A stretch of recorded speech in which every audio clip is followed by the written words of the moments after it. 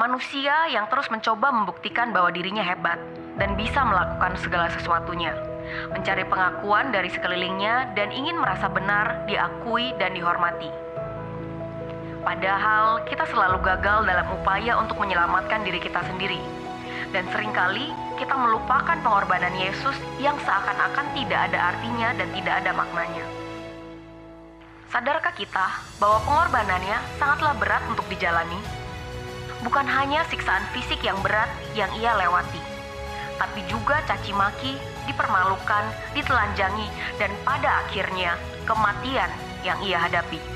Mati ganti kita. Dialah Sang Juru Selamat, penolong kita, Raja di atas segala raja. Namanya Yesus.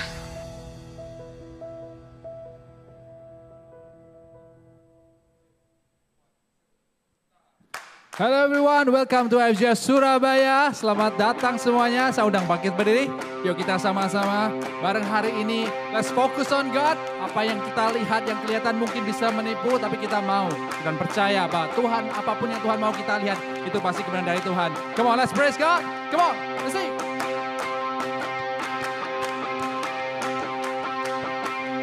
Do you see what I see? Everyone, come on. Do you see what I see? I see lightning, I hear thunder. Something stirring 6 feet under. That thing's coming back to life again. I believe there's about to be another resurrection.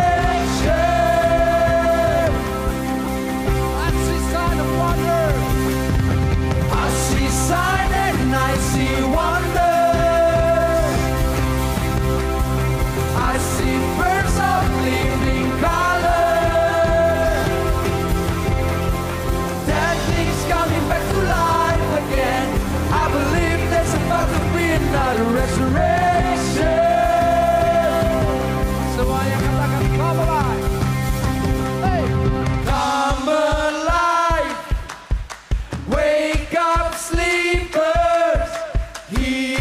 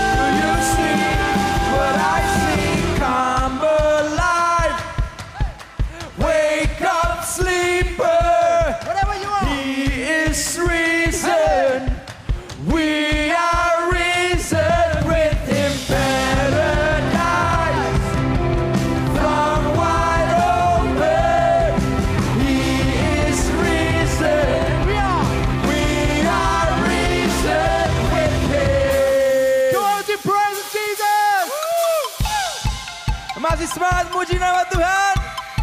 Let's go. Mari satukan suara kita bersama-sama.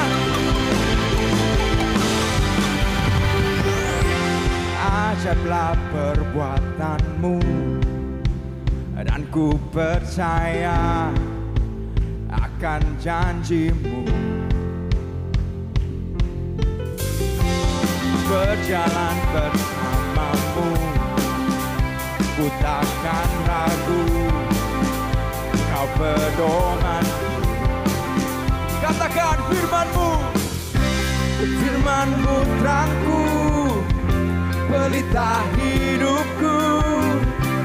Tiada yang mustahil bagimu. Terbesar kuasa-Mu, tinggikan nama-Mu, dimuliakan selamanya. Yesus, Kaulah segalanya, semua ku berikan hanya kepadamu. Kau Tuhan dan Rajaku, Yesus, Kaulah segalanya. Let's sing. Berjalan bersamamu, ku takkan ragu. Katakan, kau berdoa. Firman-Mu terangku, katakan pelita hidupku. Tiada yang mustahil bagimu. Terbesar kuasa-Mu, tinggikan nama-Mu, dimuliakan selamanya. Yesus, Kaulah segalanya, semua ku berikan hanya padamu. Oh Tuhan dan Rajaku, Yesus, Kaulah segalanya. Kita percaya kalau Dia adalah Allah yang besar dalam kehidupan kita. Let's clap your hands together, come on.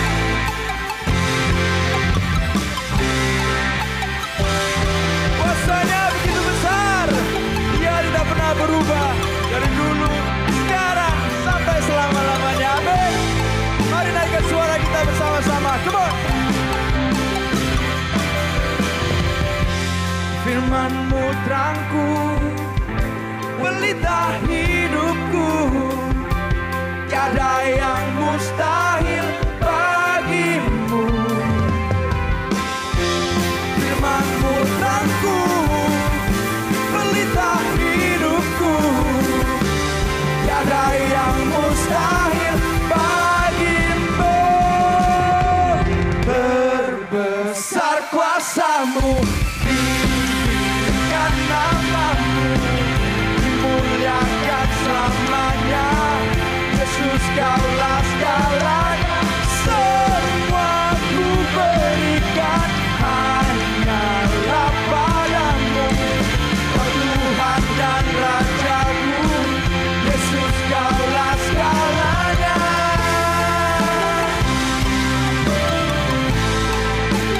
Kuasanya begitu besar, Dia tidak pernah berubah. Berikan sorak-sorai kemuliaan untuk Tuhan kita. Come on. Wow. Terima kasih semuanya udah ikut bernyanyi dan memuji Tuhan dengan luar biasa. Just Fresh, kita baru merayakan Paskah dan juga Good Friday. It's always a pleasure dan suatu hal yang mengubah hati saya ketika saya mengingat apa yang Tuhan Yesus telah lakukan buat kita semua. Dan seringkali kadang kita bisa salah fokus datang ke gereja. Tiap minggu rasanya, things happen the same. Dan kita lihat hal yang sama. Mungkin gak berubah hidup kita, sekeliling kita gak berubah. Tapi tahu gak, sometimes dalam proses itu kita harus tetap menatap atau melihat sesuatu yang menjadi tumpuan kemana kita yang mau menuju. Dan kita tahu bahwa tujuan kita adalah Kristus sendiri dalam kehidupan kita.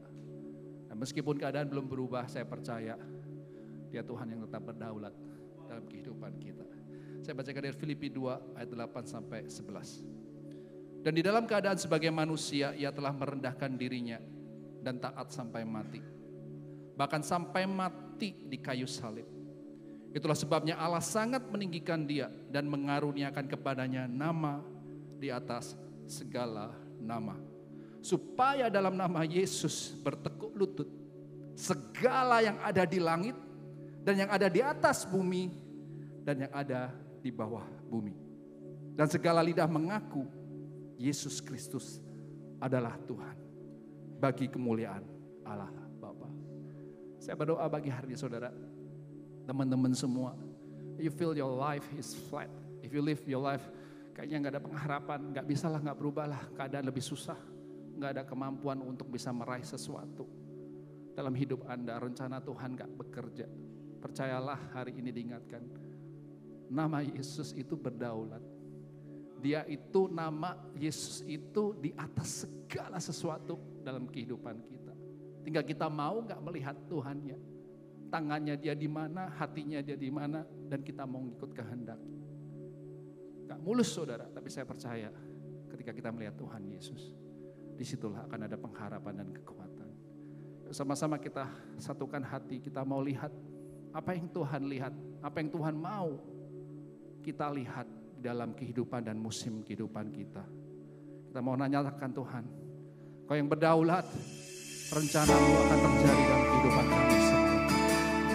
Kami kembalikan segala kemuliaan, pujian dan hormat hanya bagi-Mu Tuhan.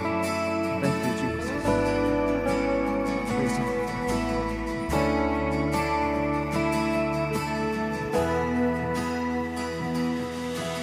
Tata Raja yang teguh dari semula, Tuhan Kau ada sejak kekekalan, berotoritas penuh atas segalanya. Itulah Aku atas seisi dunia. Mari saudara, Kaulah Sang Raja yang berdaulat, tiada terbatas pertolongan-Mu, alam semesta dalam genggaman tangan-Mu Tuhan.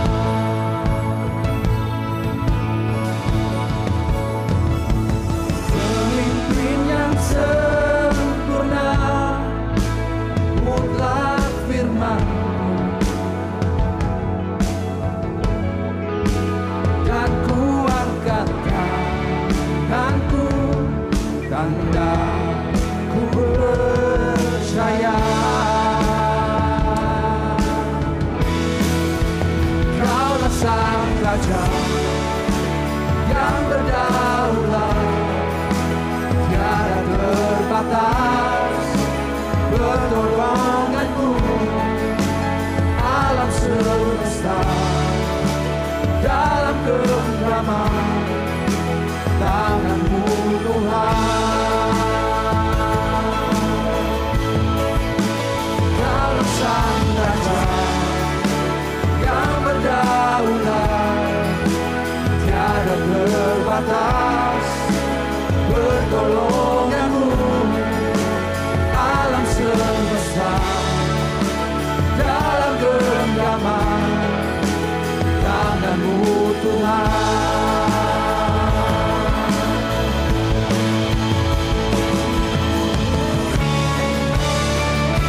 Biar Kau berkehendak dalam kehidupan kami semua Tuhan. Rencana-Mu yang terjadi bukan rencana dan keluarga kami Tuhan, tapi kehendak-Mu lah yang terjadi dalam kehidupan kami. Dan kami mau menyerahkan segalanya, otoritas dalam tangan-Mu Yesus. Mohon semuanya, mari kita nyanyikan dan menyatakan rencana-Mu Tuhan, rencana-Mu Tuhan. Rencana-Mu akan terjadi, tak ada yang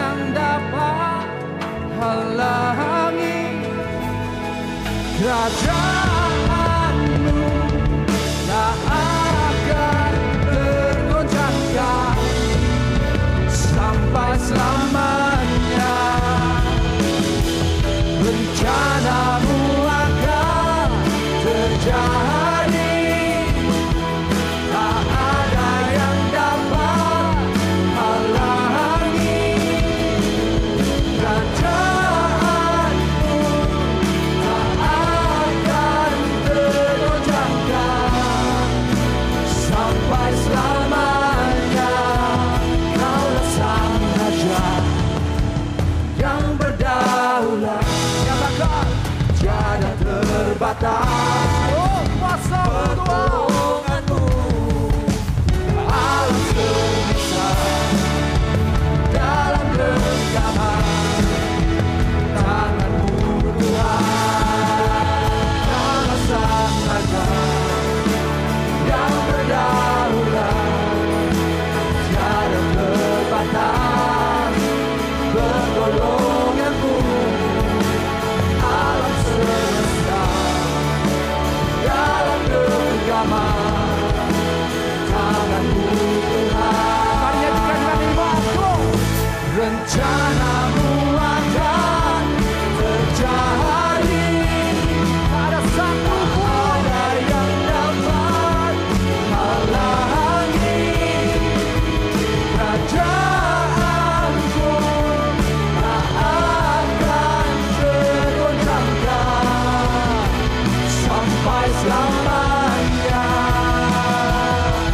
Rencanamu akan terjadi, tak ada yang dapat halangi.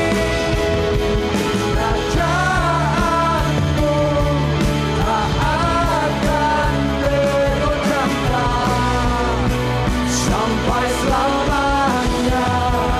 Kau sang raja yang berdaulat, tiada terbatas.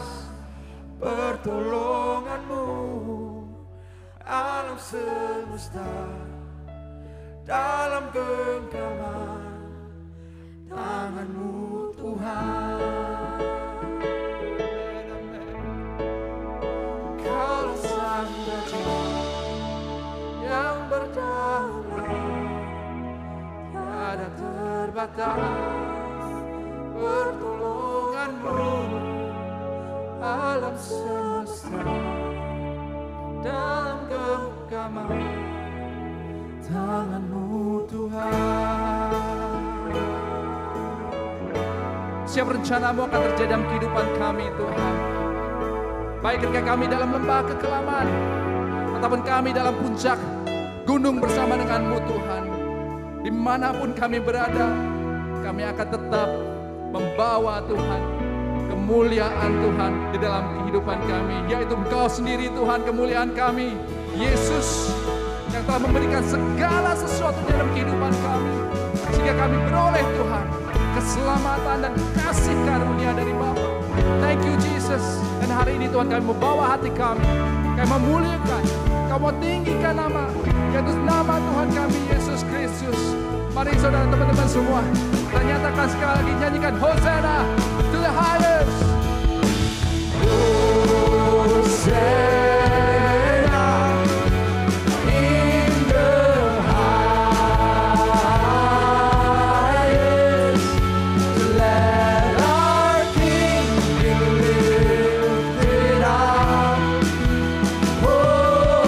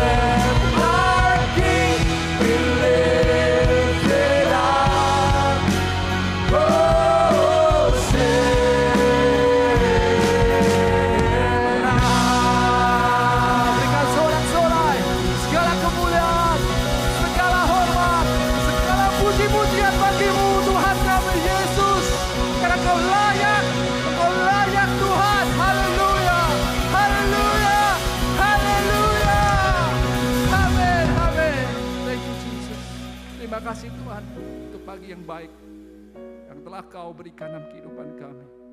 Kami belajar melihat, enggak dengan mata kami Tuhan, tapi kami belajar melihat dengan iman yang telah Kau tempatkan dalam kehidupan kami. Terima kasih atas pengorbanan-Mu Tuhan dalam kehidupan kami semua.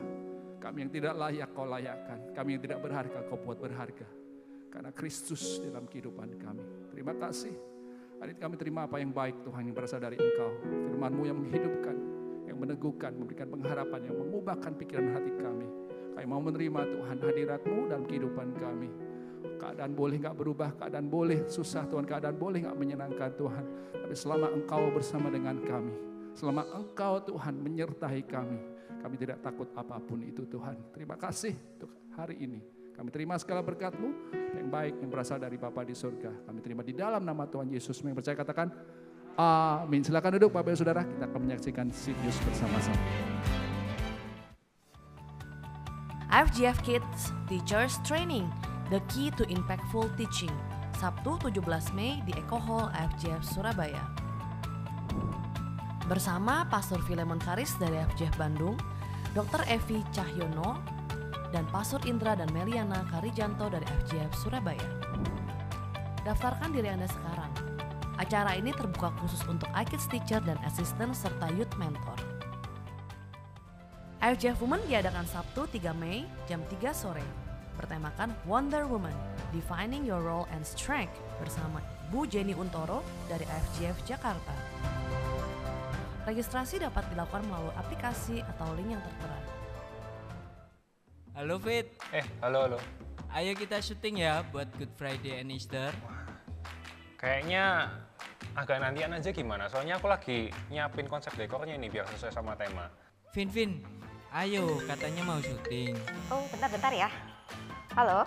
Pagi Bu. Pagi. Ini dekornya jadinya bakal gimana ya Bu? Nah, jadi rencananya ini kita mau ganti dekor Good Friday waktu Easter, Pak. Loh, ini jadi syuting apa enggak sih? Stel, ini udah mulai loh videonya. Belum. Ini aku masih benerin dulu. Mau finishing dulu biar sesuai sama desainnya. Ya Pak. Agak kanan dikit. Ya. Kebanyakan. Tengah. Jadi ini kapan sih mulai syutingnya? Nah, dari tadi kan udah syuting. Hai. Warga IFGF Surabaya, kalau kalian merasa kalian kreatif, Yang suka bikin konsep yang unik dan catchy, dan ingin merealisasikan ide kreatif kalian seperti ini,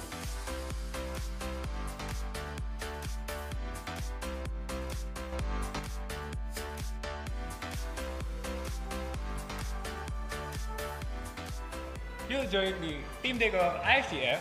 caranya gampang, tinggal tulis nama dan nomor WA kalian di info booth.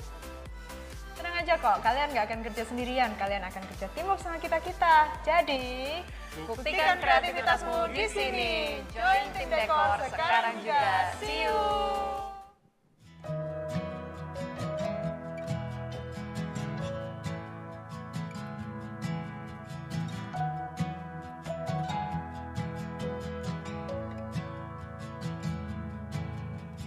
Lord, I got the world upon my shoulders, but you've been saying, child, put it down. I prayed and prayed that you would take my burden, but you keep saying, child, put it down. Maybe I'm addicted to the worry. Maybe I'm a slave to holding on. Help me put it down. Help me put it down. I've heard it said the gospel is real.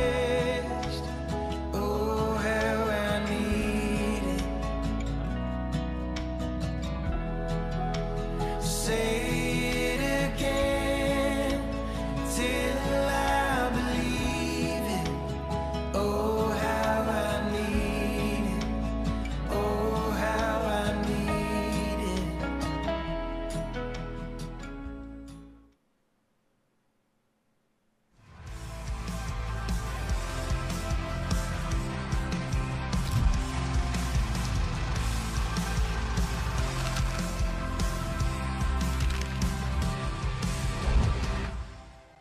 Good Friday mengingatkan kita bukan hanya salib yang dia pikul, tapi harga dosa yang membuat dia terpaku. Yesus menjadi kutuk supaya kita yang berdosa ditebus oleh darahnya yang mahal.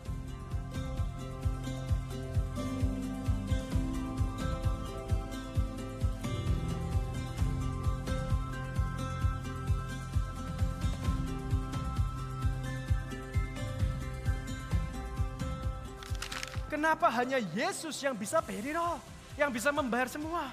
Jelas karena Ia sendirilah satu-satunya yang tidak bercacat, yang sempurna, yang layak dan bisa menggantikan Anda dan saya. Sehingga hidupmu dan hidupku yang tidak berharga dibuatnya berharga karena karya salib.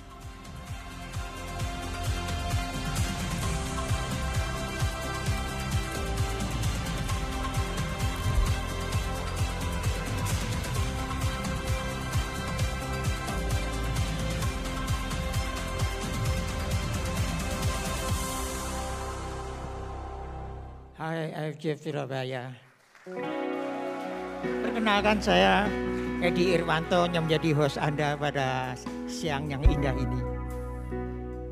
Saya ingin menyambut saudara-saudari yang baru pertama kali hadir di tempat ini, atau yang sudah sering kali datang ke sini tapi belum bergabung bersama kami. Yuk, di lantai 1 ada teman-teman dari tim Connect Team yang siap menyambut Anda. Temui mereka.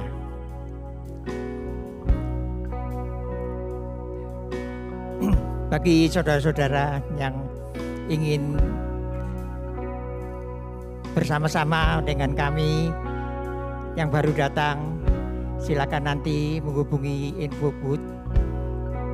Kita percaya bahwa Tuhan akan terus menyertai. Dan jangan lupa satu lagi, bahwa AFJF Women tanggal 3 Mei, supaya Anda benar-benar cermat melihat tanggalnya dan hadirilah. Kita masuk di dalam praise report. Saya undang Bapak Ibu, saudara-saudara sekalian boleh bangkit berdiri.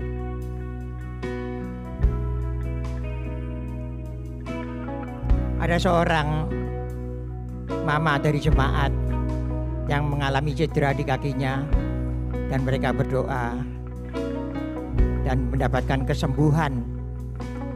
Pada saat Tuhan sudah jamah, dia mendapatkan kesembuhan. Ini suatu yang luar biasa. Dan satu lagi, ada anak-anak youth yang mau step up untuk menjadi iCare leader, saudaraku. Kita percaya bahwa ini dia memenuhi panggilan. Dia memenuhi panggilan yang luar biasa.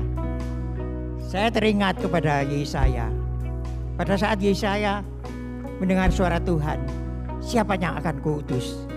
Dan Yesaya langsung meresponi dengan luar biasa sekali. Dia bilang, ini aku Tuhan, utus aku. Dan saya percaya anak ini pun responnya seperti Yesaya. Beri kemuliaan sekali lagi. Kita percaya benar-benar bahwa anak ini akan diberkati oleh Tuhan untuk menjadi iCare leader yang luar biasa, diberi hikmat yang luar biasa. Dan ada lagi ucapan syukur dari pasangan yang akan melangsungkan pernikahan. Pasangan yang akan melangsungkan pernikahan ini, mereka bersyukur semua tertata dengan baik, apanya sudah dipersiapkan, lamaran sudah dijalankan, dan semuanya ternyata penyertaan Tuhan itu luar biasa, saudaraku. Kita percaya. Yuk kita sekarang masuk di dalam doa. Kita sama-sama mau berdoa bagi jemaat yang minta benar-benar ada damai sejahtera di dalam kehidupan keluarganya. Tuhan, kami berdoa di dalam nama Tuhan Yesus untuk satu masalah Tuhan, yaitu masalah perselingkuhan yang terjadi di dalam keluarga. Kiranya Tuhan, Engkau sendiri yang tahu Tuhan, dan Engkau sendiri yang menghendaki keluarga ini menjadi utuh kembali. Karena apa yang sudah dipersatukan Allah tidak boleh diceraikan manusia. Jangan sampai ada perceraian. Dan kami percaya Tuhan bahwa Engkau Tuhan yang memberkati keluarga ini dengan damai sejahtera ya Tuhan. Bila mereka boleh saling memaafkan, saling mengampuni. Dan kami percaya Tuhan, kasih mula-mula ini ada di dalam kehidupan mereka. Kami juga berdoa Tuhan untuk pemulihan dari operasi yang patah tulang Tuhan. Yang baru-baru ini dilakukan di hari Senin. Di dalam nama Tuhan Yesus, kiranya Jehovah Rafa boleh menjamah sehingga kesembuhan dipercepat, dan kami percaya kesembuhan terjadi karena kasih dari Tuhan. Ada satu Tuhan, kami mau berdoa untuk persiapan single retreat, kolaborasi 4 kota besar. Dan kami percaya Tuhan, setiap acara-acara dari FGF itu semua ada rencana dari Tuhan. Dan kami percaya bahwa semuanya ini di dalam penyertaan Tuhan. Mari ya Bapak, kami berdoa untuk penyertaan-Mu mulai dari awal, pertengahan sampai akhir dari acara ini. Engkau Tuhan Allah yang luar biasa. Terima kasih Tuhan, dan kemuliaan kami kembalikan kepada Engkau. Hanya di dalam nama Tuhan Yesus, mari yang percaya bersama saya katakan amin. Amin, amin, amin. Mari sekali lagi kita naikkan pujian kita kepada Tuhan. Katakan Hosana to the King of Kings.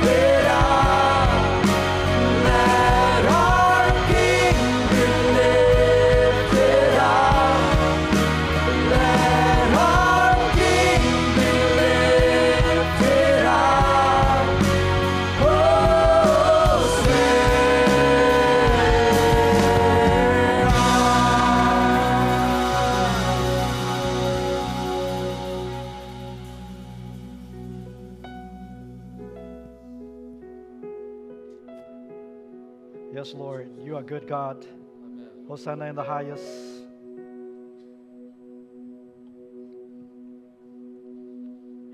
Berapa banyak dari saudara yang saat ini hadir dalam ibadah hari Minggu 27 April 2025 berkata, aku perlu terobosan dalam hidupku. Just lift up your hands. I want to see your hands. Kalau Anda berkata, aku perlu terobosan dalam hidupku, angkat tanganmu. Tuhan, kau melihat setiap jemaatmu yang memerlukan terobosan daripadamu Tuhan.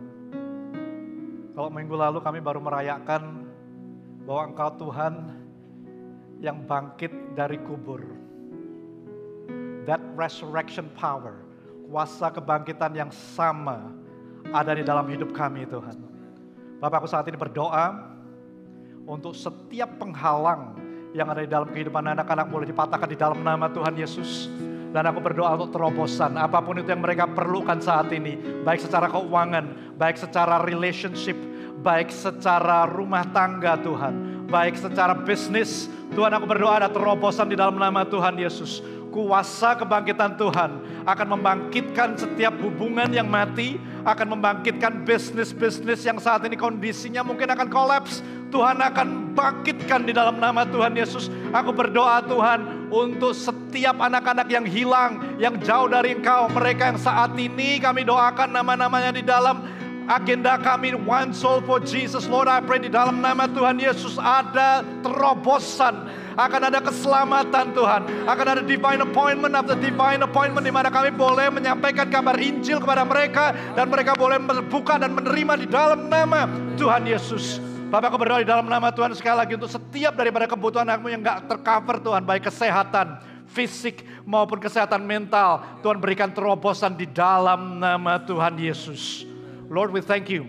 We thank you, we thank you, we thank you. Kami ucap syukur karena kami telah menerima secara iman Tuhan. Kami ucap syukur karena kuasa kebangkitan-Mu yang sama hidup di dalam kami Tuhan. Di dalam nama Tuhan Yesus kami terima semua berkat yang terbaik daripada Tuhan. Sebentar kami akan mengenal firman-Mu. Hamba berdoa, Tuhan sendiri yang berbicara kepada setiap kami, pribadi lepas pribadi. Hamba berdoa firman-Mu seperti benih yang kecil mungkin, tetapi tertanam di hati yang subur. Bajak hati kami Tuhan. Bajak hati kami saat ini Tuhan, sehingga kami siap menerima benih firman Tuhan. Tertanam, berakar, bertumbuh, berbuah lebat 160, 30 kali lipat. Di dalam nama Tuhan Yesus. Umat Tuhan yang percaya, sama-sama katakan, amin, amin dan amin. Sebelum Anda duduk, Anda keluar dari bangku Anda dan kasih tos ke 2 orang minimal yang Anda belum kenal. Yang Anda belum kenal, kasih tos kalau perlu kenalan. What's your name? Good to see you. It's nice to be in the house of the Lord. Amen. Alright. Silakan duduk kalau Anda sudah tos 2 orang yang Anda belum kenal. Kita ada budaya-budaya yang kita mau bangun. 2 bulan pertama kita membangun budaya yang namanya Be on Time. Bagaimana kita mau tepat waktu. Saya senang melihat banyak teman-teman yang hadir tepat waktu, nggak hanya di ibadah, nggak hanya waktu nonton. Kalau nonton biasanya tepat waktu, tapi ibadah tepat waktu, iCare tepat waktu, kita ke meeting tepat waktu. Disitulah kita mau menghargai nggak hanya orang-orang di sekitar kita, tapi kita mau menyatakan bahwa kita adalah anak-anak Tuhan yang nggak pernah terlambat. Tuhan kita bukan Tuhan yang terlambat, amin. He's always on time. Kelihatannya memang molor, tapi dia nggak pernah telat. He is on time. Yang setuju katakan amin. Budaya yang kedua di bulan Maret dan April yang kita mau bangun bersama-sama adalah be a host. Bagaimana kita sama-sama memiliki rumah Tuhan di tempat ini. Saling berkenalan satu dengan yang lain, terutama saya mau mendorong setiap staff volunteers yang sudah melayani pada hari ini. Sekali lagi terima kasih Anda, kami harap untuk bisa berkenalan dengan teman-teman di sekitar yang masih banyak yang baru yang mungkin belum pernah kita sapa, belum pernah kita dapatkan datanya dan tanyakan apa yang kita bisa layani lebih lanjut. Dan saya senang tadi ada Pastor Edi, Pastor Emeritus kita yang sudah lama nggak ada di atas mimbar bisa bersama-sama dengan kita. Boleh berikan aplaus untuk Pastor Edi. Boleh kita doakan sebentar Pastor Edi sambil tetap bangkit berdiri aja Pastor Edi. Tuhan, aku berdoa di dalam nama Tuhan Yesus di usianya yang mungkin terlihat tua, tetapi aku berdoa hari-hari baik ada di depannya Tuhan. Aku percaya Tuhan apa yang Tuhan sudah berikan untuk Pastor Edi dan keluarga tidak akan dicuri hilang oleh iblis, tetapi semuanya akan mereka terima utuh di dalam nama Tuhan Yesus. I speak the best blessings is yet to come di dalam hidup beliau. Bahkan Tuhan seperti Kaleb berkata, Tuhan berikan aku gunung-gunung, aku berdoa Engkau berikan gunung-gunung untuk Pastor Edi boleh taklukkan demi kemuliaan nama-Mu Tuhan. Di dalam nama Tuhan Yesus berikan kesehatan yang prima, berikan kesehatan secara fisik, jasmani dan rohani dan emosional kepada beliau dan Ibu Susan dan keluarganya. Di dalam nama Tuhan Yesus kami berdoa, haleluya, amen, amen, amen. Silakan duduk Pastor Edi, thank you so much. Sebelum saya masuk ke firman ada 2 pesan. Yang pertama, Anda yang punya anak youth atau punya keponakan yang masih youth, yang rindu untuk ikut acara retret, kita akan adakan retret youth di gereja tanggal 6 dan sampai tanggal 7. Is it? 6, 7 atau 5?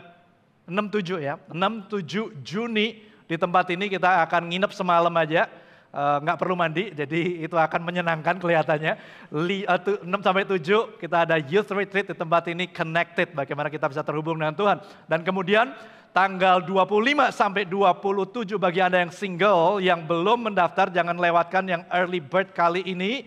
Karena ini ada 4 kota gabungan dari Surabaya, Bandung, Semarang, dan Jakarta. Betul, akan bergabung bersama-sama untuk mengadakan the first single retreat ever di IFGF Global bahkan. Sehingga Anda yang masih single di bawah 40 tahun, belum pernah menikah, silakan mendaftarkan diri dan mendapatkan early bird. Sekali lagi, remarksnya bukan ajang cari jodoh. Tapi kalau sampai dapat ya itu bonus lah ya. Jadi Anda bisa menikmatinya bersama-sama. Kita akan belajar bagaimana kita bisa menjadi utuh semasa musim kita single maupun nanti ketika kita sudah menjalin sebuah hubungan. Oke, tema bulan ini adalah The Reason for a Savior.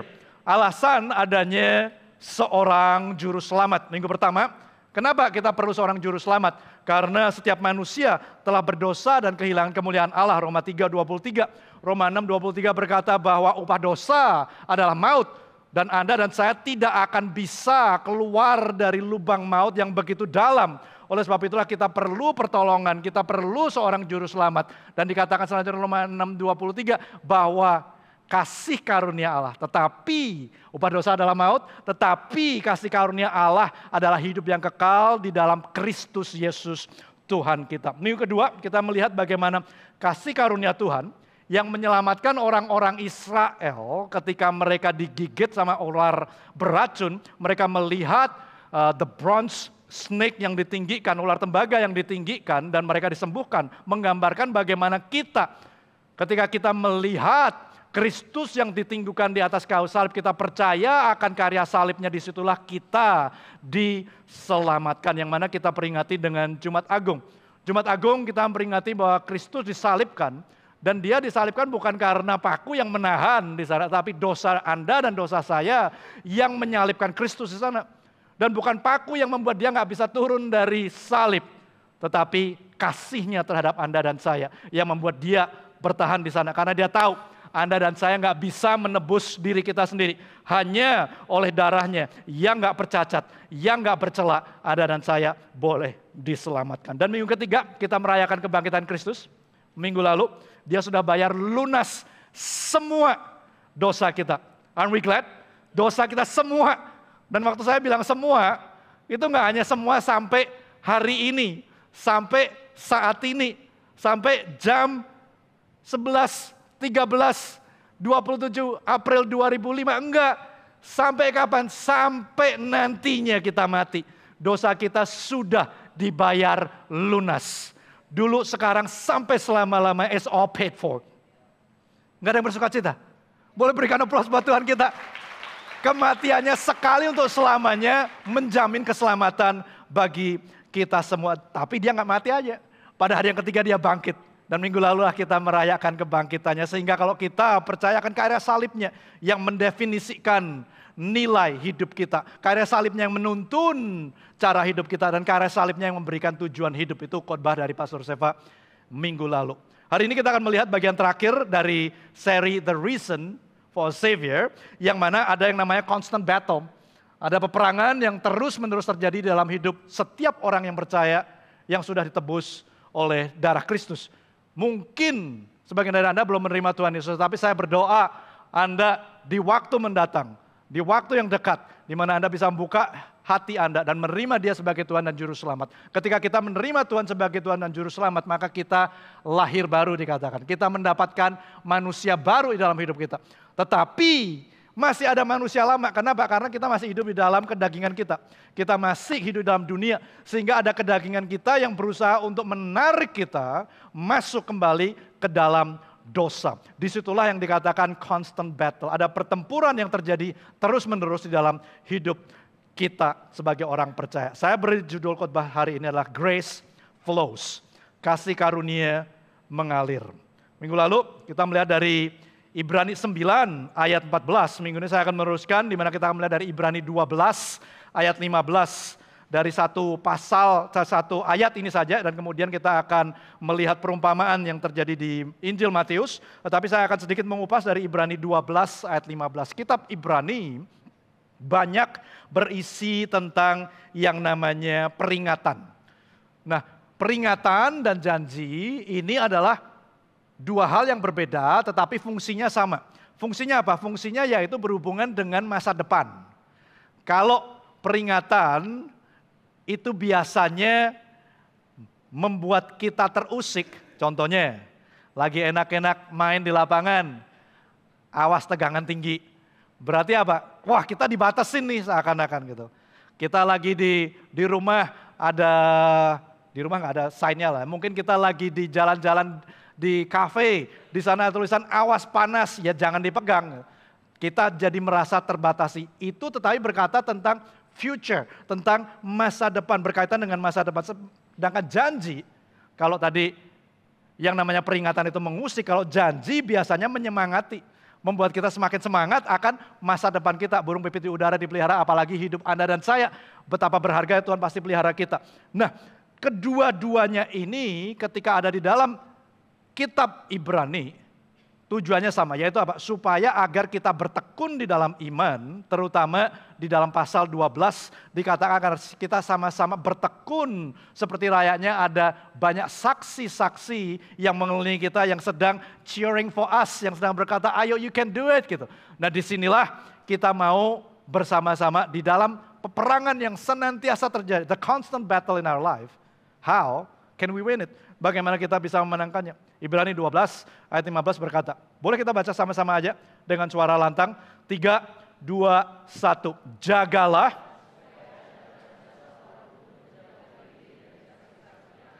agar jangan tumbuh.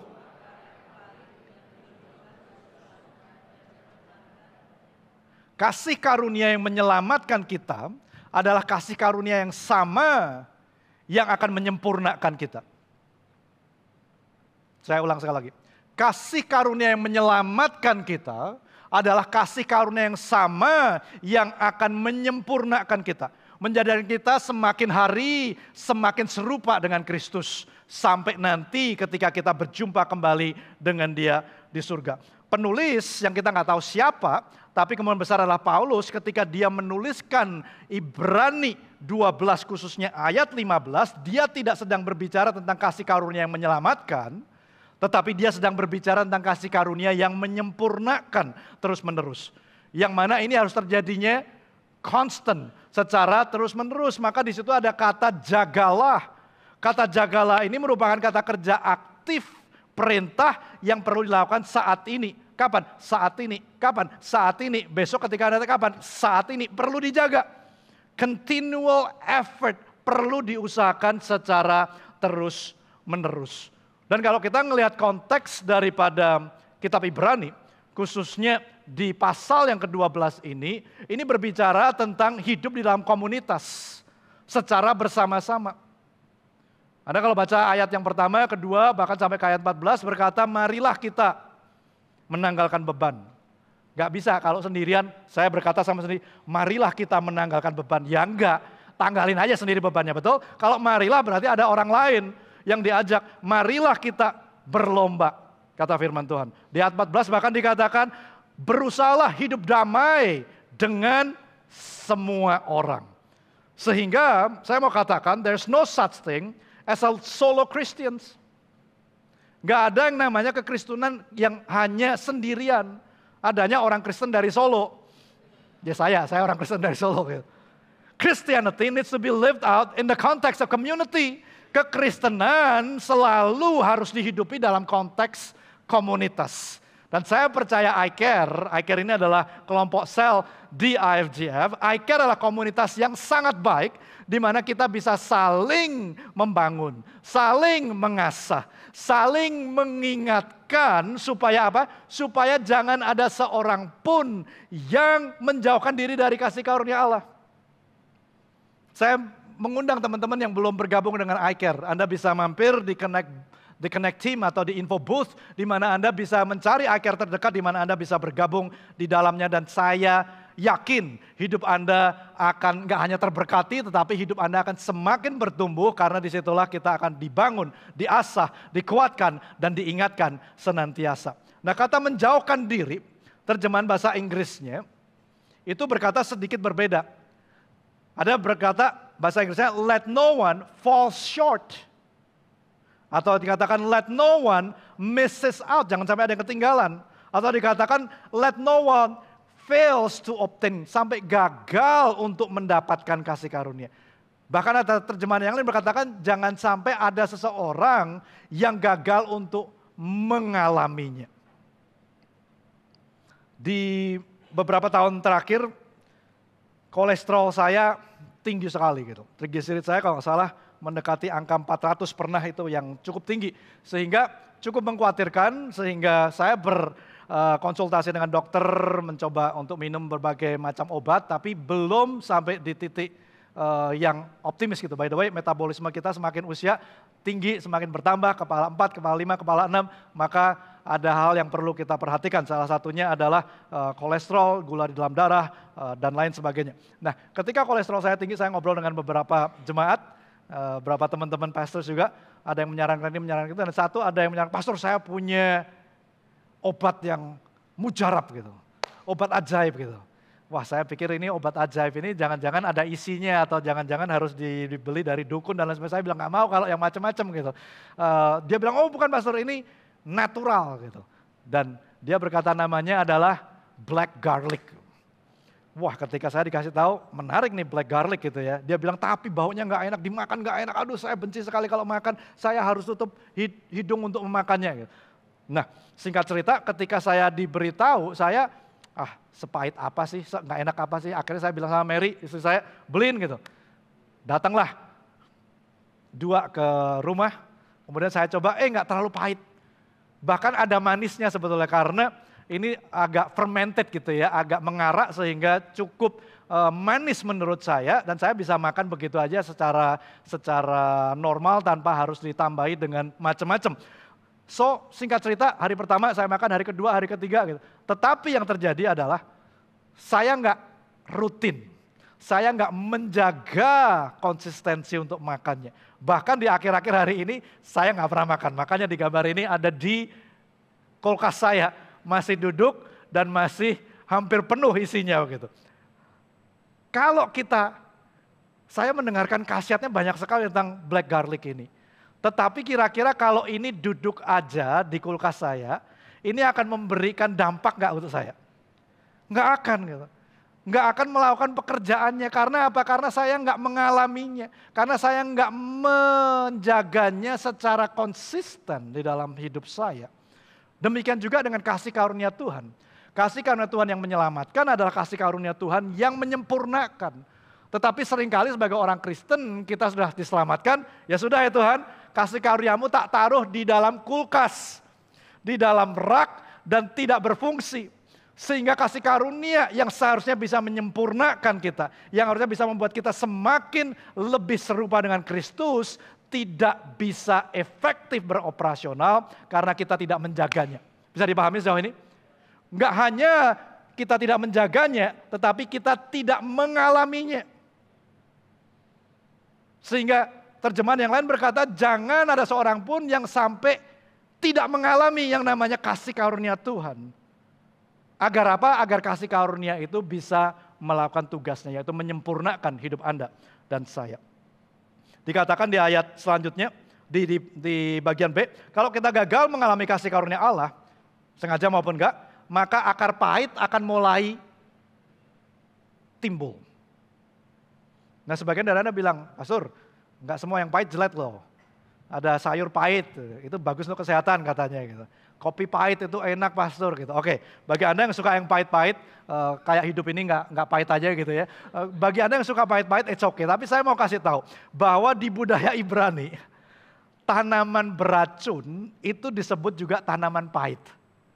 Now the context is getting clear.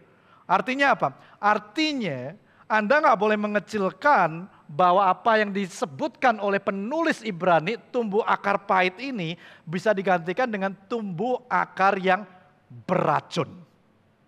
Sehingga udah nggak menyenangkan lagi, nggak menyehatkan lagi, nggak menolong lagi, tetapi justru malah membahayakan kita. Kalau kita tidak mengalami kasih karunia Allah, kalau kita kehilangan atau kita tidak mendekatkan diri kepada kasih karunia Allah, maka banyak hal akan menjadi beracun. Agama tanpa kasih karunia akan menjadi yang namanya racun. Hubungan, relationship tanpa kasih karunia. Hitung-hitungan terus salahnya. Kamu sudah selalu salah gitu. Kamu juga gak pernah ngampuni gitu. Hubungan yang tanpa kasih karunia itu akan menjadi toksik teman-teman. Timbul akan racun. Pelayanan tanpa kasih karunia akan menjadi pahit. Hati yang tidak dikawal dengan kasih karunia akan menjadi sarang di mana akar kepahitan, akar tanaman yang beracun ini nanti akan tumbuh dengan lebatnya dan akhirnya meracuni hidup kita. Sehingga bagian yang terakhir dikatakan akar pahit tersebut akan menimbulkan kerusuhan dan nggak hanya merusak diri kita sendiri, tetapi juga bisa mencemarkan orang-orang di sekitar kita. Sehingga Anda jangan berpikir bahwa nggak apa Pastor, biar aku aja. Yang beracun biar aku aja. No.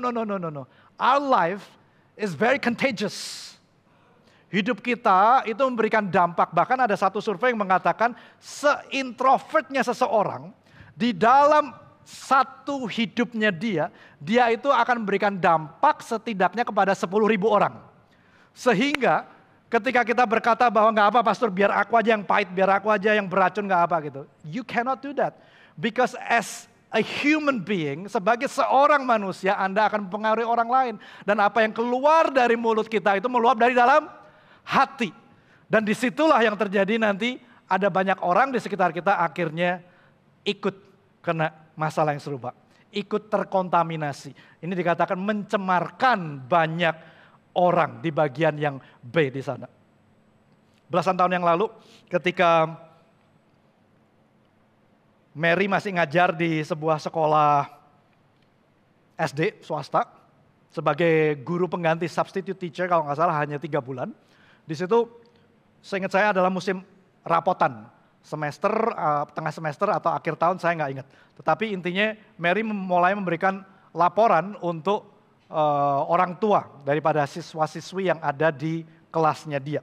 Setelah rapor dibagikan, ternyata dari segitu banyak siswa atau siswi yang dibagikan rapotnya, ada satu orang tua yang nggak terima atas apa yang ditulis oleh Mary di rapot tersebut. Sehingga orang tua ini, si ayah, datang ke kepala sekolahnya dan menuntut agar Mary minta maaf dan harus datang untuk bertemu dengan dia. Nah, Mary nggak tahu apa. Singkat cerita, Mary dipanggil sama kepala sekolahnya, dipikirnya ada apa. Ternyata ketika dia datang, udah ada nih bapak di depan kepala sekolah. Dan begitu Mary duduk, ini orang, laki-laki ini, nunjuk ke istri saya gitu ya. Di dekat sekali mungkin di hidungnya begitu. Mulai maki-maki, mulai mengatakan kata-kata yang gak pantas, mulai merendahkan. Dan saya gak tahu apa, karena saya tahunya malam harinya ketika saya diceritain sama Mary. Pulang dari kantor saya diceritain, kemudian saya setelah mendengar itu dengan penuh kasih karunia. Kok udah ketawa, berarti kalian mengenal siapa saya gitu. Dengan penuh kasih karunia saya berkata, ya Tuhan ampunilah dia. Karena dia nggak tahu apa yang gue bakal katain. Gitu. Kira-kira seperti saya, begitu marahnya. Begitu pahitnya. Sebetulnya saya bukan marah atau pahit sama bapak ini, laki-laki ini. Saya kasihan sama dia sebetulnya. Betapa insecure-nya dia. Dia bilang sama Yesus, kamu nggak tahu saya siapa. Nggak tahu memang lu siapa gitu. Emang kenapa lu emang siapa gitu. Saya marah dan kecewa dan pahit sama kepala sekolahnya. Karena si kepala sekolah ini membubuhkan tanda tangan di rapot di samping tanda tangannya Mary. Berarti apa? Berarti dia menyetujui dong. Wong dia atasannya kok. Dan sebagai atasan tertinggi di dalam sebuah dokumen, dia harus bertanggung jawab. Seharusnya dia yang mengambil tanggung jawab dan berkata, saya yang salah Pak. Saya yang minta maaf Pak. Tetapi enggak, ini Mary yang dikasihkan ke buaya ini gitu. Jadi dikasih makan gitu, seakan-akan ya udah dia aja. Udah kamu bikin surat pokoknya minta maaf gitu. Saya marah besar dan saya berkata besok saya mau ke sekolah, saya mau ketemuin tuh kepala sekolah gitu. Pastor sih pastor, tapi besok saya bukan pastor gitu. Pastor juga manusia kan, jadi boleh marah gitu. Nah, singkat cerita, malam hari itu kita berdebat. Mary bilang jangan, kamu nanti bikin apa namanya masalah tambah besar dan lain sebagainya gitu. Saya nggak bisa terima itu. Sampai Mary berkata ini. Dia berkata, Hon, yang ngalamin itu aku. Kasih karunia Tuhan itu cukup buat aku. Tapi belum tentu cukup buat kamu. Karena kamu nggak ngalaminnya. Seringkali what we are trying to do adalah ketika ada mungkin orang yang kita kasih, mungkin teman kita yang dizolimi, yang disakiti. Kita mulai pahit. Padahal orangnya nggak nyakitin kita, nyakitin teman kita, nyakitin keluarga kita, nyakitin pasangan kita, mungkin kita yang pahit. Nah, kasih karunia Tuhan itu untuk orang yang mengalami. Makanya firman Tuhan berkata apa? My grace is sufficient. Untuk siapa? Untuk yang mengalami. Kalau Anda nggak mengalami, belum tentu kasih karunia cukup. Nah, ketika Mary bilang, you might not have the grace. Lu mungkin nggak ada kasih karunianya. Karena itu, you need to let it go. Begitu dia bilang gitu, mulai saya tertegur dan saya berpikir sejenak. Mary mulai berproses dan dia bisa mengampuni. Singkat cerita akhirnya saya melepaskan amarah saya, enggak ke orang itu, maksudnya melepaskan untuk tidak marah, tidak menjadi pahit. Dan hari ini kalau Anda tanya siapa sih kepala sekolah, saya juga nggak tahu namanya siapa gitu. Bahkan wajahnya saya juga nggak ingat. Saya mau kasih tahu kepada Anda, melepaskan bukan berarti Anda menyetujui apa yang dilakukan salah. Melepaskan bukan berarti Anda mentoleransi apa yang dilakukan jahat sama orang, terhadap keluarga Anda, terhadap pasangan Anda, atau bahkan terhadap Anda. Melepaskan berarti Anda nggak mau ada yang namanya akar pahit ada di dalam hidup Anda. Karena hati Anda jauh lebih berharga. Amin. Makanya Amsal berkata, jagalah hatimu dengan segala kewaspadaan. Karena dari situlah terpancar kehidupan. Dengan segala kewaspadaan itu bahasanya adalah seperti layaknya militer harus dijaga dengan begitu kuatnya hati kita. Karena begitu berharganya. Sehingga jangan izinkan akar pahit itu nyantol di dalam hidup Anda dan saya. Kitalah yang harus mengingatkan pasangan kita, orang tua kita yang sedang mengalami Ibrani 12 ayat 15. Jangan ada seorang pun, baik itu teman kita, pasangan kita, orang tua kita yang menjauhkan diri dari kasih karunia Tuhan ketika kita mengalami masalah tersebut. Bahkan hari-hari ini ketika Mary ada beberapa masalah yang disampaikan kepada saya dan dia sudah begitu frustrasi, begitu mungkin titik marah, dia berkata udah biarin aja, gak usah diurusin. Tetapi setelah belasan tahun saya berproses, saya bisa berkata, you know what, I think we need to release grace. Kita perlu melepaskan kasih karunia kepada orang-orang ini. Izinkan kasih karunia yang menyempurnakan untuk bekerja di dalam hidup Anda dan saya dengan kita menjaganya, dengan kita mengalaminya setiap saat. Pertanyaannya gimana kita bisa menjaga agar kita nggak terlewatkan itu? Bagaimana caranya supaya kita nggak gagal mengalami yang namanya kasih karunia Tuhan? Kita akan melihat dari percakapan Yesus dengan Petrus yang dicatat di Injil Matius 18 ayat 21 sampai 34. Saya nggak akan baca semuanya, tapi saya akan narasikan dari beberapa ayat tersebut. 21 dikatakan, datanglah Petrus berkata kepada Yesus, Tuhan sampai berapa kali aku harus mengampuni saudaraku? Nah ketika Om Petrus ngomong begini, menurut Anda Om Petrus ini lagi iseng? Atau dia ada gambar muka seseorang yang bencekno di otaknya Petrus? Saya pikir yang kedua gitu ya. Pasti ada seseorang yang mengganggu dia, yang bikin dia gak bisa tidur dan dia berkata ini sudah 3 kali nih gua ampuni ini. Orang Yahudi mengampuni cukup 3 kali, setelah itu lewatin aja. Udah lewat masanya untuk mengampuni. Sehingga Petrus tanya, Yesus berapa kali aku harus mengampuni saudaraku jika ia berbuat dosa terhadap aku? 7 kali cukup ya. Yesus menjawab seperti ini, ayat 22. Bukan, aku berkata kepadamu bukan sampai 7 kali, melainkan berapa? 70 kali 7 kali. Terjemahan yang lain berkata 77 kali, tetapi ada yang berkata 70 kali 7, berarti 490 kali. Yang jelas penekanannya bukan pada perhitungan matematikanya yang benar, yang tepat seperti apa, bukan. Tetapi perhitungan ini sebetulnya menggambarkan nilai atau bobot dari pengampunan yang tidak terukur. 77 atau 490 menggambarkan ketika kita mengampuni, kita harus mengampuni tanpa batas. Seperti layaknya ketika Kristus mengampuni dosa Anda dan saya, tidak terbatas. Enggak hanya dosa kita masa lalu, enggak hanya dosa kita hari ini, tetapi dosa kita yang akan datang pun Dia akan mengampuni. Dan kemudian Yesus memberikan perumpamaan. Ada seorang raja yang lagi hitung-hitungan dengan hamba-hambanya yang lagi berhutang. Ada seorang hamba yang hutangnya 10.000 talenta. Dan dia membuat perhitungan dengan si hamba ini, sehingga dia minta supaya si hamba membayar. Kamu harus bayar untuk apa yang kamu hutang kepada aku. 10.000 talenta. Si hambanya bilang, aku nggak bisa. Hambanya bilang, tolong beri aku waktu. Ayat 26 dikatakan, sujudlah hamba itu menyembah dia, katanya, sabarlah dahulu, segala hutangku akan kulunaskan. Dan kemudian raja ini pertama-tama nggak mau mendengarkan sebelumnya, sehingga raja mau jual aja semuanya. Udah jual si hamba ini, jual anak istrinya kalau perlu gitu. Dan tahu nggak saudara, pada zaman itu kalau seorang hamba dijual, itu harga tertingginya yang paling top gitu ya. Seorang budak itu yang paling top dibayar cuma 1 talenta. Hutangnya dia berapa? 10.000 talenta. Jadi by the way, anak dan istri nggak boleh diperjualbelikan. Kalaupun ada, itu nilainya sangat kecil. Sehingga cuma dapat 1 talenta doang. Masih ada utang 9.999 talenta yang belum diselesaikan sama si raja. Jadi nggak mungkin banget dia ngomong sabar dulu, segala utangku akan kulunaskan. Tetapi ya 27 ini turning point-nya.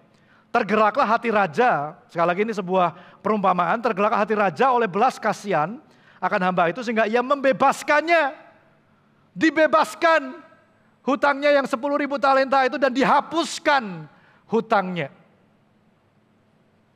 Ayat selanjutnya nanti kalau Anda baca, begitu si hamba sudah keluar dari istana, dia ketemu dengan temannya yang utang sama dia, utangnya 100 dinar. Dicekiklah temannya bilang, bayar kamu sekarang 100 dinarnya. Gitu. Temannya bilang, sama seperti dia bilang sama sang raja, tolong kasih aku waktu, pasti aku lunasin. Gitu. Tetapi si hamba yang barusan diampuni 10.000 talenta ini, dia berkata, nggak mau tahu, pokoknya lu harus bayar. Kalau nggak bayar, gua masukin penjara sampai lu selesaikan 100 dinar hutang kamu. Sebelum kita lanjut, coba kita bandingkan. Utang 2 orang ini, 10.000 talenta dan 100 dinar. Kalau kita berbicara 1 dinar, itu upah 1 hari kerja. Sehingga kalau kita berbicara 1 talenta dulu, ini 6.000 dinar. Nilainya sudah kelihatan beda sekali ya. Nah, berarti kalau 100 dinar itu sama dengan gaji 100 hari atau 4 bulan lah. Maka 6.000 dinar, 10.000 talenta itu typo, bukan 6 juta tapi 60 juta dinar. Sehingga artinya gaji 200.000 tahun. Kapan mari nyicilnya teman-teman? Nggak mungkin. Nah perumpamaan ini memberikan gambaran bahwa hutang si hamba ini yang 10.000 talenta nggak mungkin bisa lunas. Nggak mungkin, pasti perlu kasih karunia. Sehingga respon yang diharapkan dari raja, kalau kamu sudah diampuni 10.000 talenta, gaji 200.000 tahun, lu harusnya bisalah ngampuni hutang temenmu yang cuma 4 bulan. 4 bulan mungkin cukup besar, tapi nothing compared to 10.000 talenta bukan? Sehingga itu yang diharapkan dari si raja. Tetapi ketika raja mendengar dari teman-temannya yang melaporkan bahwa si hamba ini memasukkan teman yang berhutang 100 dinar ke penjara, maka begitu marah raja dan memanggil si hamba ini ke dalam istananya. Kita lihat ayat 32b sampai 34. Hai hamba yang jahat, seluruh hutangmu telah kuhapuskan karena engkau memohonkannya kepadaku. 33, bukankah engkau pun harus mengasihi kawanmu seperti aku telah mengasihi engkau? Bahkan kasihnya itu nggak harus sama. 10.000 talenta dibandingin 100 dinar. Maka marahlah tuannya itu dan menyerahkannya kepada algojo sampai ia melunaskan seluruh hutangnya. Saya berhenti di sini. Kata algojo di terjemahan bahasa lain dikatakan the jailer. Atau kepada penjaga penjara. Diserahkan kepada penjaga penjara. Artinya apa? Orang yang dihapuskan hutang 10.000 talenta tadi juga dimasukkan ke penjara bareng sama temannya yang dia jeblosin. Yang 10.000, yang 1.000, yang 100 dinar tadi. Sehingga mereka sama-sama ada di dalam penjara sebetulnya. Nah saya teringat sebuah gambar ini. Gambar ini, ada yang pernah lihat gambar ini? Di mana kaos ini didesain sama seorang ayah yang cukup kreatif. Ketika 2 anaknya berantem, dimasukin di dalam 1 kaos. Hanya boleh keluar dari kaos ini cara satu-satunya ketika saling minta maaf. Waktu itu saya sempat mau mencoba praktekin ke anak-anak saya. Tapi ternyata anak-anak saya cukup gede jadi kurang lucu gitu. Kalau anak-anak Anda masih kecil mungkin boleh dilakukan percobaan gitu ya. Tapi jangan di Sunday School, tolong untuk guru-guru sekolah minggu jangan dipakai ini. Nah saya percaya ketika teman-teman berkata bahwa si hamba yang berhutang 10.000 talenta dijeblosin ke dalam penjara juga. Dan dia harus melunasinya. Yang dia lunasin bukan 10.000 talenta.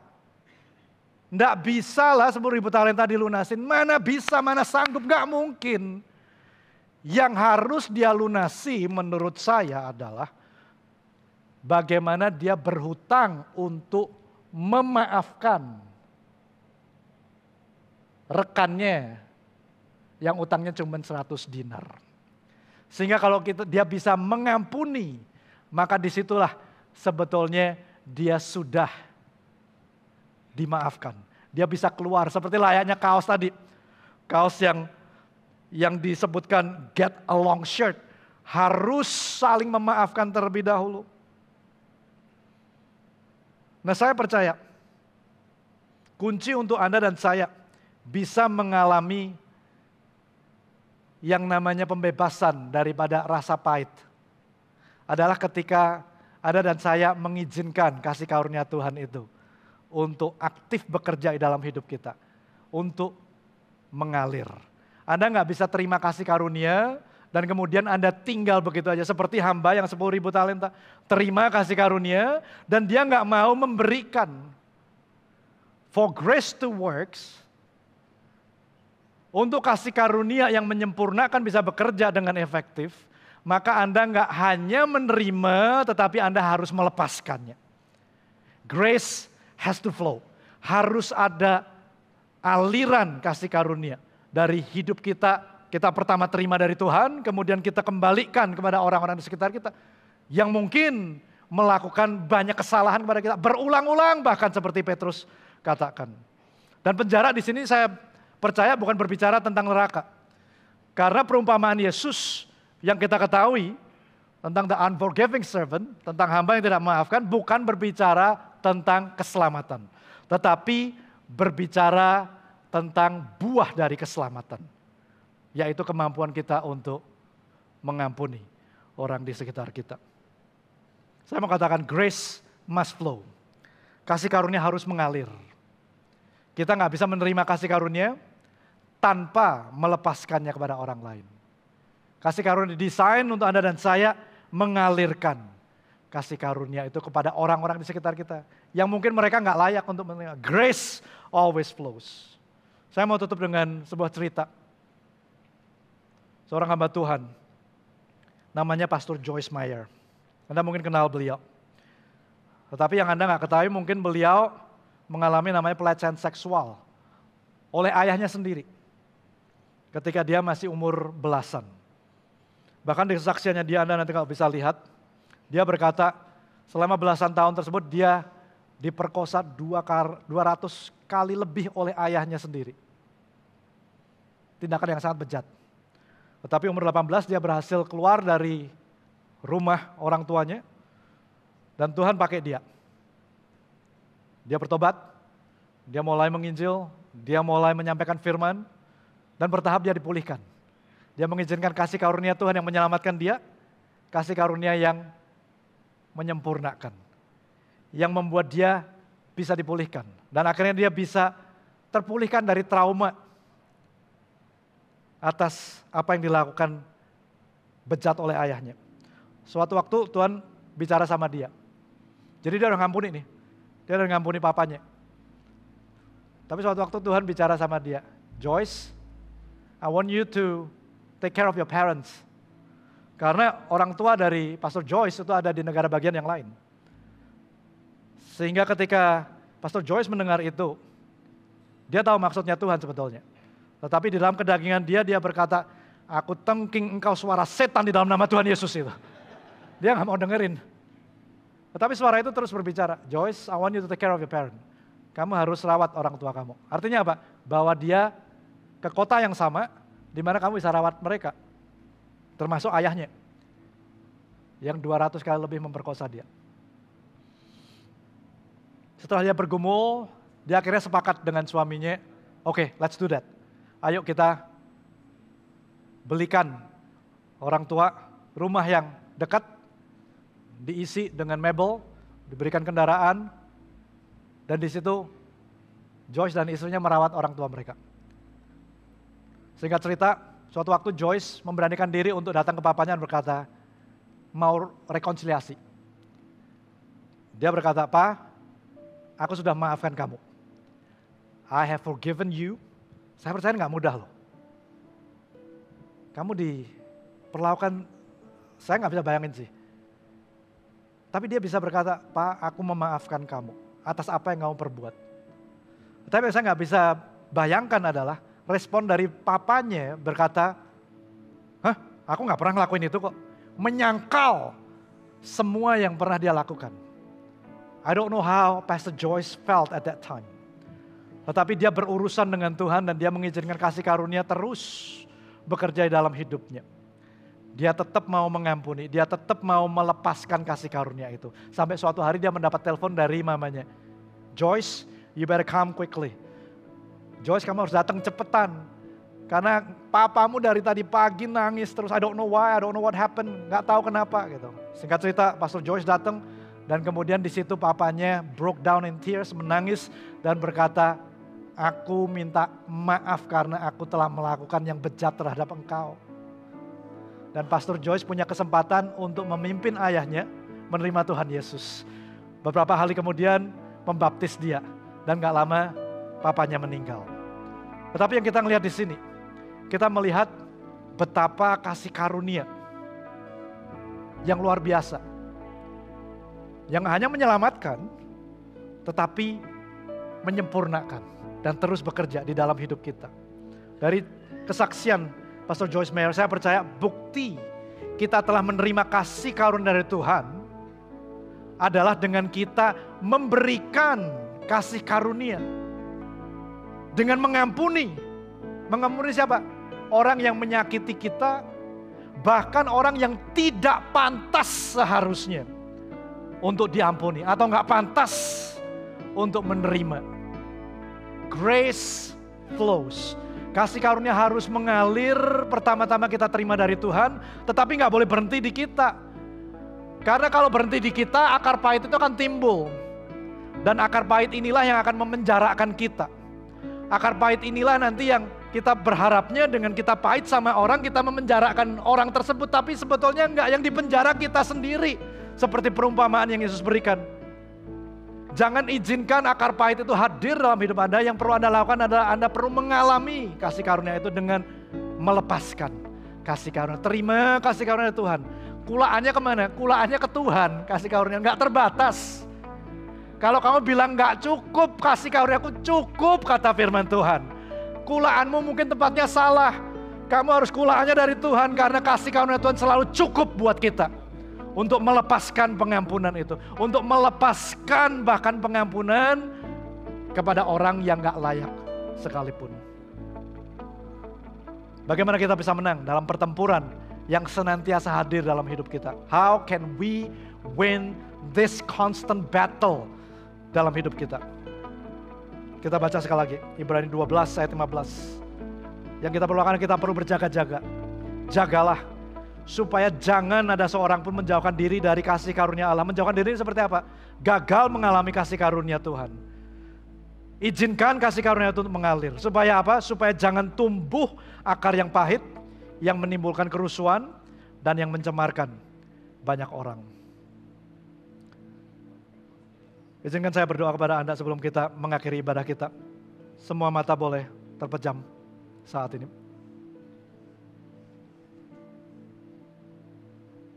Berapa dari Anda mungkin punya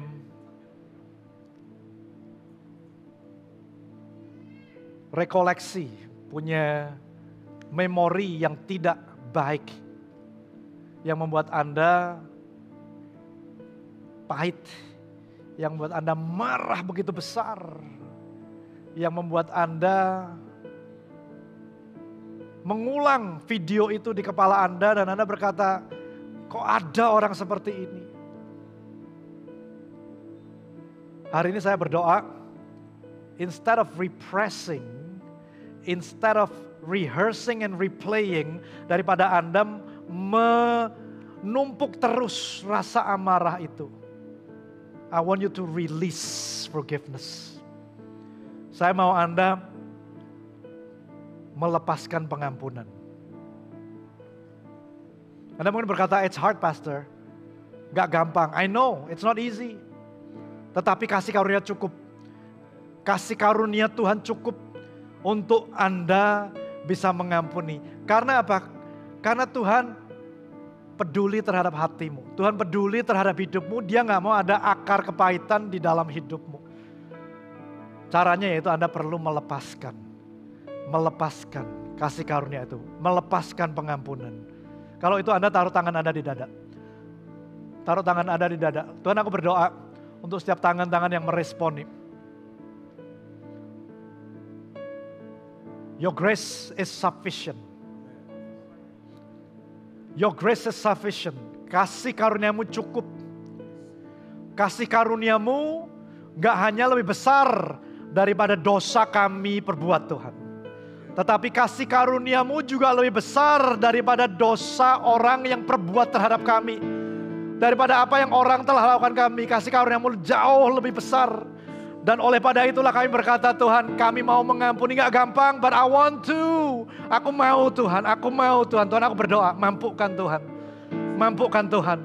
Dan saat mereka mulai mengampuni Tuhan, Tuhan, aku berdoa Tuhan, ada kesembuhan terjadi. Healing will begin to take place. Healing will begin to take place. Ada kesembuhan demi kesembuhan boleh terjadi dalam hidup mereka. Pemulihan boleh terjadi Tuhan. Terobosan boleh terjadi Tuhan. Mereka boleh melihat Tuhan tanah yang gersang menjadi mulai subur Tuhan. Mereka boleh melihat bahwa Tuhan turut campur tangan. Bukan Tuhan gak bekerja. Tetapi mata mereka dicelikkan untuk melihat bahwa Tuhan bekerja. Tuhan, di dalam nama Tuhan Yesus, release the healing process. Berdoa mereka boleh melepaskan pengampunan. Dan ketika mereka mengampuni gak hanya sekali. Tetapi terus mengampuni. Sampai mereka tidak lagi marah. Sampai mereka tidak lagi merasa disakiti. And Lord, with that in mind, aku berdoa Engkau tutup bungkus setiap jiwa-jiwa yang berharga ini.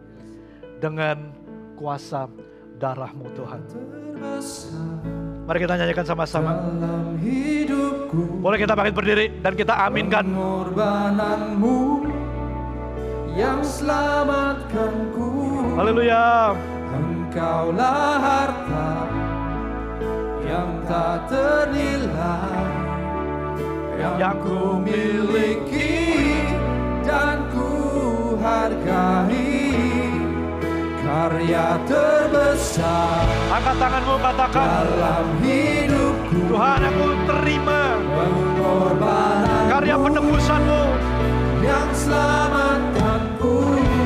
Gak hanya Engkau selamatkanku, tetapi juga Engkau sempurnakanku Tuhan. Ternilai, yang ku miliki dan ku hargai. Karya Yes, Lord. dalam hidupku, pengorbananmu yang selamatkanku. Engkaulah harta yang tak ternilai, yang ku miliki dan ku hargai. Karya terbesar dalam hidupku, pengorbananmu yang selamatkanku. Engkaulah harta yang tak ternilai, yang ku miliki dan ku hargai. Yesus, Engkau ku kagumi. Yesus, Engkau ku kagumi. Yesus, Engkau ku kagumi. Tuhan, aku berdoa untuk setiap rekan kami Tuhan. Apapun yang terjadi di masa depan kami, Your future grace is always sufficient Tuhan. Selalu cukup untuk kami mengampuni. Karena kami ini seperti hamba yang berhutang 10.000 talenta yang kami gak bisa bayar. Kami sudah Engkau ampuni. Sehingga kami bisa melepaskan pengampunan terhadap orang-orang di sekitar kami yang melukai kami Tuhan. Kami ucap syukur di dalam pencobaan kami, di dalam setiap pergumulan kami gak sampai meneteskan darah seperti Yesus. Sehingga kami bisa berkata Tuhan, kalau Yesus sudah mati ganti dosa kami, sudah mengampuni kami mau melakukan hal yang sama. We want to do the same. Di dalam nama Tuhan Yesus, untuk bungkus jemaat-Mu Tuhan, dengan kasih karunia-Mu. In the name of Jesus, we pray. Amen. Sebelum kita mengakhiri ibadah, ada beberapa dari teman-teman kita yang akan mengambil bagian menjadi members dari IFJF Surabaya. Kita percaya akan komunitas yang sehat. Dan saya menghimbau teman-teman yang belum punya gereja lokal, yang Anda sedang mendoakan, Anda bisa berbicara dengan salah satu dari teman-teman di lantai 1 maupun nanti di Lunch and Connect and Lunch, di mana kita bersama-sama beberapa pastor ngobrol bareng. Anda bisa tanya-tanya dan kami rindu untuk bisa melayani Anda, menjawab pertanyaan-pertanyaan Anda, sehingga suatu hari nanti kita boleh bersama-sama membangun rumah Tuhan di tempat ini. Ada 7 orang di ibadah 2 ini yang akan menjadi anggota dari IFJF Surabaya. Saya undang nama-nama ini maju ke depan dan kita akan mendoakannya bersama-sama. Saudari Yesi Amalia, Saudari Ervin Priyo, Ryan Natalia Hamdali, Gideon Setiawan, Joshua Huang, dan Robi Tio Harjono, dan juga Keisha Talia Sutanto yang gak bisa hadir pada hari ini. Sehingga ada 6 orang yang hadir bersama-sama. Yes, we missing one? Are we missing one? Masih ada? Gak ada? Alright, so ayo kita doakan untuk saudara-saudara kita. There you go. Let's pray. Lord Jesus, we thank you that indeed your grace is sufficient for our lives. Kasih karunia cukup untuk kami yang ada dalam rumah Tuhan di tempat ini Tuhan. Aku berdoa ketika teman-teman ini, Yesi, Elvin, Ryan, Gideon, Joshua Huang, dan Robi yang mengambil komitmen untuk membangun rumah Tuhan di tempat ini. I speak that your grace is sufficient. Untuk senantiasa kami boleh bergandengan tangan bersama-sama, membangun, memberikan yang terbaik kepada rumah Tuhan di tempat ini, sehingga nama Tuhan dipermuliakan.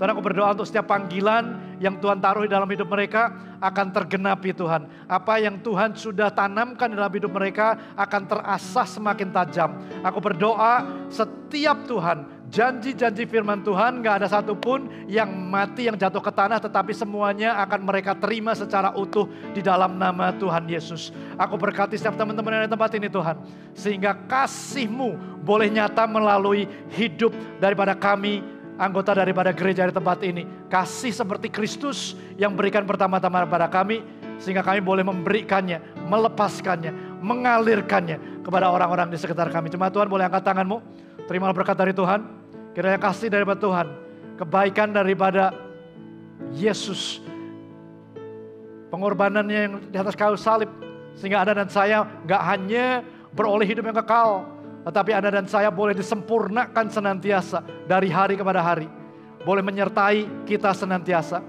Tuhan, aku berdoa apapun yang dilakukan boleh berhasil. Aku berdoa untuk setiap mereka yang memerlukan terobosan, baik itu kesehatan, keuangan, mereka akan menerima tepat pada waktunya karena Engkau Allah yang gak pernah terlambat. Tuhan, aku berdoa Tuhan, kemanapun mereka pergi mereka akan jadi berkat.